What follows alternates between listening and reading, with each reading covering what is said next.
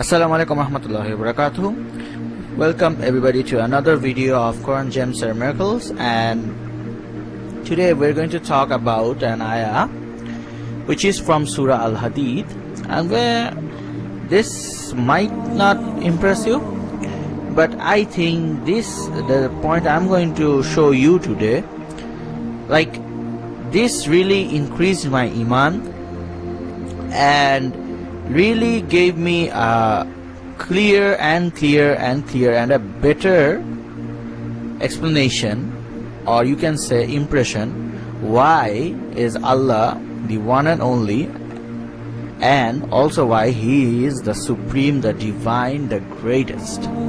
Well, of course there is a matter of faith that I believe He exists, so keeping that in mind, this will help you. So if it doesn't, just watch and enjoy, inshallah. So let's start. So this is the third ayah of Surah Al-Hadid, and I'm not going to recite this ayah for you. There are actually 4 major words in this ayah, but today we are going to talk only about 2 of them. One word is Al-Akhir, and the second one is Al-Awwal. Reverse the sequence according to the ayah. So Allah says, Huwal awwalu wal akhiru. He is the first, which is the meaning of the word awwal, and He is the last, which is the meaning of the word akhir. Well, you have heard the word akhir, I guess. Even in Hindi they use the word akhri, so it's similar. So akhir, right? He also says was zahiru wal batinu, but we'll not be talking about that, maybe, at least not for now. Wa huwa bi kulli shay'in alim. So I ended up reciting the ayat. Anyways, so the 2 points Allah is saying about Him is that He is the first and the last. Now, why am I messing up so much about this, or bragging so much about these 2 words, the first and the last? Can you tell me a single thing in this universe that can be the first and the last? Oh, of course, simple. If I make a new chocolate company or a chocolate, and I make one chocolate, that is the first, and I don't make another one, that is the last. What if I increase the category? It's not anything that is first, it should be the first object. That means the first ever material matter that exists will be valid, otherwise I won't accept. Then you can say, okay, lithium sounds nice, maybe beryllium, boron, carbon, I don't know, you can pick those things. But even if they are the first, can they be the last? What I'm trying to say is very simple. You may be confused, what is he talking about? The thing of being the first and the last at the same time. Let me tell you something, I'll make it easy to understand. For example, think of a chicken. There was a chicken in this world, or maybe there was a pair of chickens, or you can say hens, who started the generation of the chickens. So from there they laid eggs, and there were more chickens, and of course there's this thing, is the egg, does the egg come first or the hen? Whatever, let's not go to that now. So there was a pair, and they started, and in the end, when the world will be destroyed, probably there will be a last pair of chicken, right?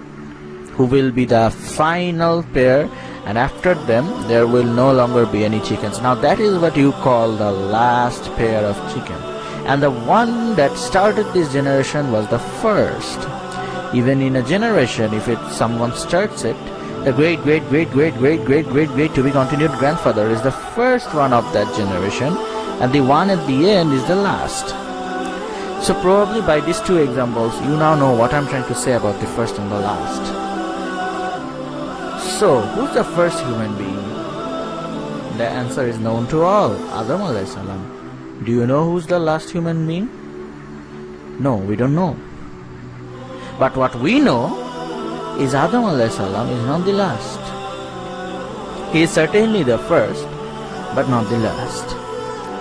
That means Adam alayhi salam cannot be the first and the last at the same time. Now we are going to go into some arguments of some things that are like this is a divine characteristic. I am claiming that nothing is the first and the last, and no one is the first and the last except Allah.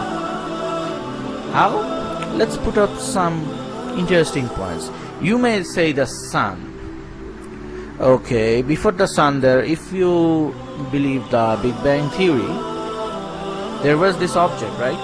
And then after it exploded, the sun was created from that. So the sun is not necessarily the first. So forget about being the last. Right? So what about that thing that was created, that exploded? Is that the first? Yeah, it sure is. But is that the last? No. There were further explosions, there will be further things that occurred. We cannot say that that was the last and the first. We don't know if there was anything before that or if there was anything after that. Or that was actually one. There wasn't multiple explosions. Can we say that? No, we don't. It's a matter of science, but let's not go that deep. The thing is, probably they were also not the first and the last at the same time.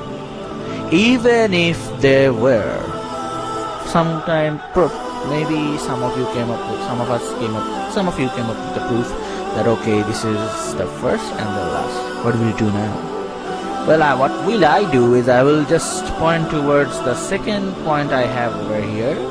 These 6 letters, not much. The sky, of course. The sky existed even before that thing. So the sky is, of course, before that. Even if you claim that that is the first and the last, I still have another first. Now I'm changing the category to the very, very, very, very, very first. That means before this first, there was nothing. Oops, sorry about that. So the real first, the awal, before what there was nothing. And the akhir should be, after that there will be nothing. So does the sky fit in that? You can say yes, but I will say no. And we Muslims will say no. Why? Because we all know that there isn't one sky. There are 7 heavens, sabwa samawat. So if there are sabwa samawat, obviously there is a sky which is the first and there is a sky which is the last. They are not the first and the last at the same time. And together, we are not talking about plural objects. A plural objects can never be the first and the last at the same time. And Allah did mention He built the sama one after another, one above another. If He built one above another, the first one He built was the one below, and the last one is the last one. So even the sky is not the first and the last at the same time. Holy! So what is? Think of any animals. Well, I will easily argue that you can say that this is the first pair of chicken, but they can never be the last. First pair of cows, they can never be the last. Even if you come up with a new breed and then kill that breed,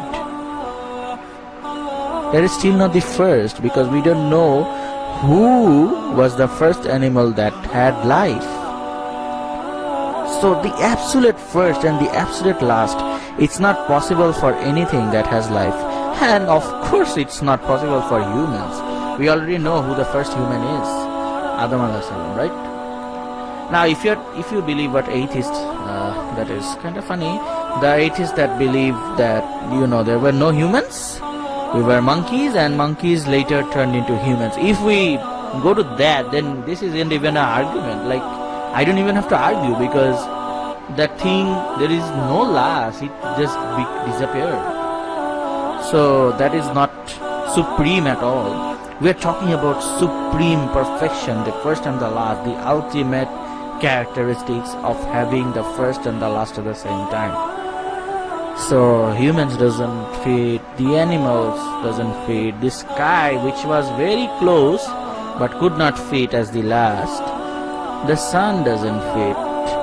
Oh wait, we haven't talked about Isa alayhi salam. Now if anybody is watching who is not a Muslim, this person I'm talking about is what you know as Jesus. Peace be upon him. We respect him a lot. Now if somebody is claiming that Isa alayhi salam is God, but Christians believe that Jesus is God, astaghfirullah. So if that is the case, few easy questions. Isa alayhi salam, is he the first human being? Absolutely no. Is he the last human being? Absolutely no. Is he the last prophet? Absolutely no. Is he the first prophet? Absolutely no. Is he the first messenger or the last messenger? No. Now you may argue that he will come after Qiyamah. So he is the last. No, he is not. He was before Rasulullah sallallahu alaihi wasallam. And Rasulullah sallallahu alaihi wasallam is well known as the last prophet. Isa alayhi salam just did a time traveling. Doesn't make him the last. Because the last is the Rasulullah sallallahu alaihi wasallam. Is Rasulullah, sorry. I read that. So that puts up it's not very impressive, because Allah is claiming that He is the first and the last. Clearly, Isa alayhi salam is not even close to something like that. He's not even the first prophet of the prophets that were sent to Israelites. So, isn't Allah superior? Of course Allah is, because Allah is not a human being. But if you look at this at a non-Muslim perspective, if you want to compare, we should not compare. Look, this is an easy saying that Allah is the first and the last, so no one else can become God. No one else can claim divine superiority. And Isa alayhi salam will never claim that he is the God. He will complain against those who will say that he is God. So, anyway, that's a different topic. Isa alayhi salam is not fit for this divine, supreme characteristics that I am claiming that only Allah has. Sorry, not I am claiming, Allah is claiming that only He has. Right? And I am claiming that this is true. To anyone who would love to say, no, I have this person or anything that can be the first and the last. I am arguing that Allah is the only one who is the first and the last. Not even Isa alayhi salam or any other deities that people come up with can fit in there. Because if you make up something like, for example, I'm not criticizing here, but there are gods that are made up like with, stones and soil, or in many other ways. They are also not the first and the last. And if an animal is considered, I already proved that the animal cannot be the first and the last at the same time. Isa alayhi salam cannot be the first and the last at the same time. He isn't. So the only one and only being that can have this divine, supreme, magnificent title of being the first and the last at the same time is Allah subhanahu wa ta'ala. Allahu Akbar. So isn't that amazing that if you can just read out this ayah, okay, huwal awwalu wal akhiru wal zahiru wal batinu, He's the first and the last. If you focus, you will find something so awesome, actually, I will say. Like, I did go through this ayah a lot of time, but I never thought about this. And then this day, I was just thinking, okay, the first and the last. Okay, hold on a second. Why is that? Why is Allah mentioning that? And then I realized, oh my God, first and the last together? That isn't something anyone can do. Anyone can be. Only Allah can, because He is the absolute first who created everything. And when the day of judgment will come, He will destroy everything. And who will be the last one standing or whatever, the last one to remain, Allah subhanahu wa ta'ala, He clearly mentions He will destroy everything. And so the absolute first I was talking about, the one before that there was nothing, is Allah. And the absolute last I was talking about, that after that there will be nothing, is Allah. Now you can say, okay, there will be the day of judgment. There will be, yes, the day of judgment, of course. That is a later creation. That is kind of a recreation. When the universe will be destroyed and everything is over, everybody will be believers. So there's no point of arguing what will happen after the destruction of earth. Even if you go, still it is Allah who is the first and the last. Subhanallah. Because after that everything you can say, okay, the people of Jannah will be living forever, so they will be the last, but they cannot be the first.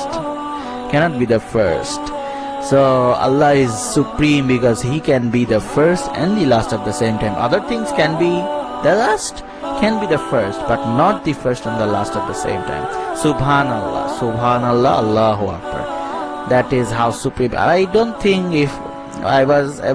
know if I was able to explain or make you feel how strong these two words make Allah, like why Allah mentioned these two, and how is this so divine and supreme thing about Allah. And we didn't even start talking about al-Zahiru al-Batin. That's some other day when we'll know more. So just thinking about these two words makes you baffle, makes you wonder that Allahu Akbar, Allah is supreme and He will be the last one to remain. We should think a lot about ignoring the message of the one who is the first and the last. We should think about what will happen to us if we disobey the one who is the first and the last. We should have more faith on the being that is the first and the last, not thinking that I know better, how my future will be better. No, we don't. Obviously the last one to remain will know.